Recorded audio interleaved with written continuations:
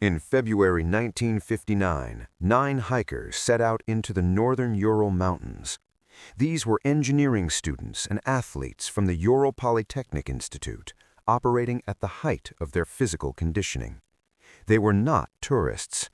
Every member of the expedition held the specific technical qualifications required for a Category 3 route, the most difficult rating for mountaineering in the Soviet Union.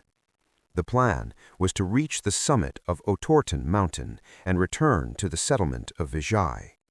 They were scheduled to send a telegram confirming their safety by February 12th. Their logs and preparation show a group that planned for every environmental variable. Whatever happened on that slope had to overcome a wall of expert-level competence. When the search party arrived 3 weeks later, they found the group's tent abandoned. The canvas had been sliced open with a knife from the inside, with the blade pushing out to create an exit.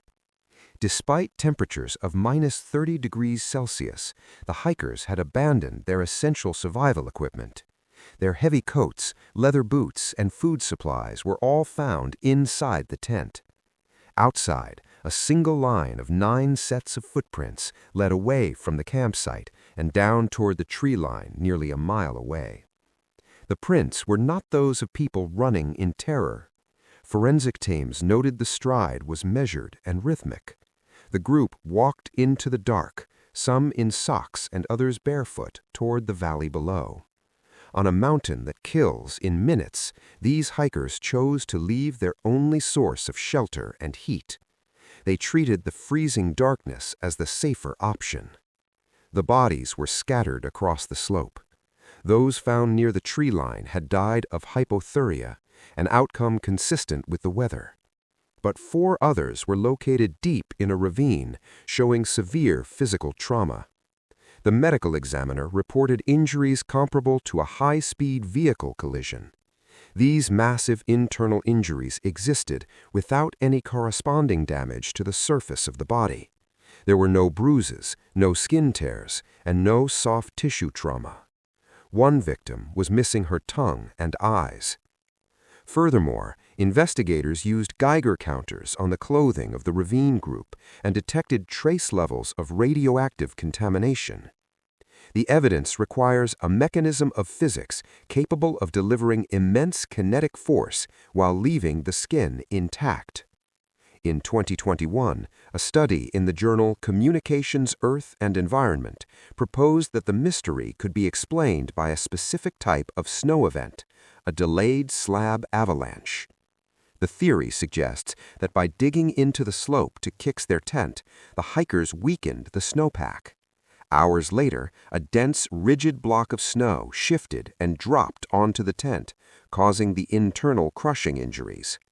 However, the original search teams in 1959 found no physical evidence of a slide. Additionally, the slope of the campsite was only 20 degrees, an angle generally considered too shallow for a slab avalanche to trigger. This also fails to account for the footprints. If an avalanche had just crushed their friends, the survivors would likely be digging for gear or moving with haste, not walking in a calm, orderly line away from their supplies. While mathematically possible in a simulation, the avalanche theory is at odds with the physical tracks left on the mountain. The absence of a clear natural cause often leads to the military history of the region. During this period, the northern Urals were a frequent site for Soviet missile tests and secret weapon development. The group's final member was a veteran with intelligence ties, and once the bodies were found, the Soviet authorities moved to classify the investigation files and closed the case within 3 months. This nuclear context may explain the radiation.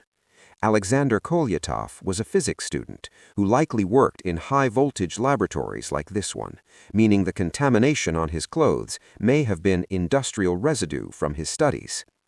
Forensic analysis limits the military theory. A bomb, a crash, or an execution squad would leave shrapnel, impact craters, or external wounds. The evidence on the slope shows none of these markers. State secrecy explains the missing paperwork, but it does not explain the specific invisible mechanism of the injuries in the ravine. In 2019, the Russian government reopened the case, only to reaffirm the original findings. They officially named an avalanche as the cause, a move that ended the legal investigation while leaving the forensic questions unanswered. The families of the victims and Yuri Yudin, the 10th member of the group who stayed behind, rejected the findings.